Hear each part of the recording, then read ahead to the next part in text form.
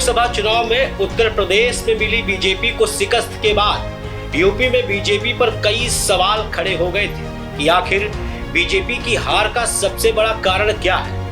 आखिर केंद्र और प्रदेश में डबल इंजन का फार्मूला यूपी में क्यों फेल हो गया।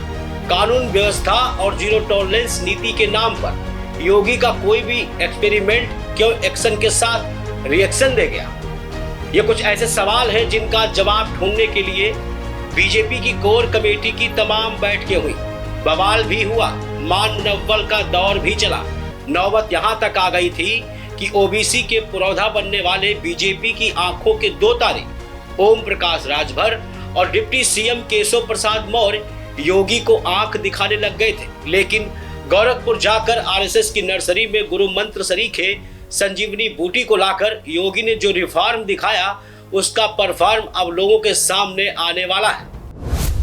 नमस्कार, मैं हूं पीयूष मणि अवस्थी। आप देख रहे हैं इंडिया जंक्शन यूपी की खास पेशकश अखिलेश के पीडीए पर बीजेपी का वार। बीजेपी को मिला मजबूत हथियार। मतलब साफ है कि डिप्टी सीएम केशव प्रसाद मौर्य भले ही शांत हुए और ओम प्रकाश राजभर की बोलती तक बंद हो गई। इंडिया जंक्शन यूपी में योगी के रिफॉर्म पर आए नए परफॉर्म को आज इस रिपोर्ट में दिखाएंगे भी और बताएंगे। दरअसल बंद कमरे में आरएसएस ने उत्तर प्रदेश में लोकसभा चुनाव में मिली शिकस्त के पहलुओं पर सिलसिलेवार ढंग से योगी को नसीहत दी। इसका एक नायाब उदाहरण सीतापुर से 4 बार सांसद रहे, वर्तमान के लोकसभा चुनाव में हार का सामना करने वाले राजेश वर्मा को ओबीसी का एक बड़ा नेता बनाकर योगी की संस्तुति पर केंद्र सरकार के कहने पर उत्तर प्रदेश राज्य पिछड़ा वर्ग का अध्यक्ष बना दिया गया है। राजनीति में अनुभव और परिपक्वता के आधार पर राजनीति में अनुभव और परिपक्वता को आधार मानकर राजेश वर्मा की ताजपोशी कर दी गई।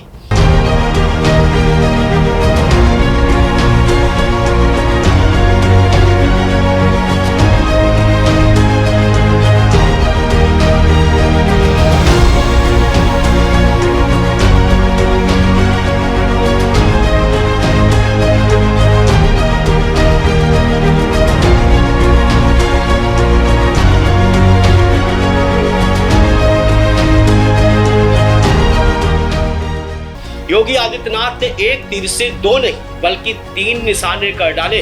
पहला तो ये कि उत्तर प्रदेश में पिछड़ा वर्ग का सानिध्य पा चुके डिप्टी सीएम केशव प्रसाद मौर्य और ओम प्रकाश राजभर की आवाज को दफन कर दिया है। तो वहीं ओबीसी वोट बैंक को सेट करने के लिए 2027 में होने वाले विधानसभा चुनाव को लेकर अदावती लोगों को खामोशी की नई घुट्टी पिला दी है।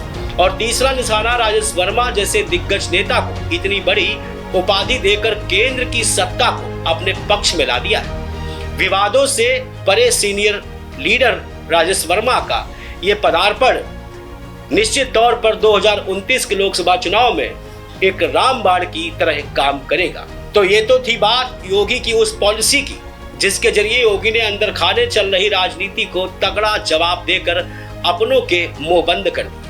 अब जरा राजनीति के दूसरे पहलू पर नजर डाल लीजिए जो जुड़ा है समाजवादी पार्टी के पीडीए फार्मूले से, जिसने अखिलेश के ए यानी अल्पसंख्यक को सेट करने के लिए बीजेपी ने 8 महीने पहले पसमानदा और अंसारी यानी जुलाहे समाज को सेट करते हुए भदोही को एक खास पैकेज दिया था।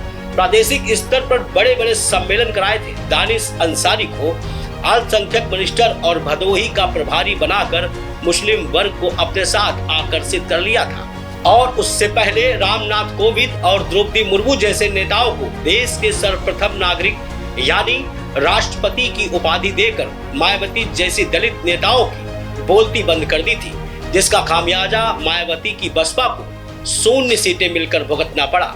अब बात अगर पिछड़ा वर्ग की जाए तो कुर्मी समाज से ताल्लुक रखने वाले राजेश वर्मा को इस नए तमगे से बीजेपी ने एडीपी यानी ए यानी अल्पसंख्यक, डी यानी दलित, पी यानी पिछड़ा वर्ग समाज के तीनों वर्गों को 2029 की चुनावी विसात पर मोहरों के तौर पर न सिर्फ सेट कर दिया है बल्कि अखिलेश यादव की पीडीए पॉलिसी को 440 वोल्ट के जोर का झटका धीरे से दिया है। हम फिर हाजिर होंगे नए विश्लेषण के साथ।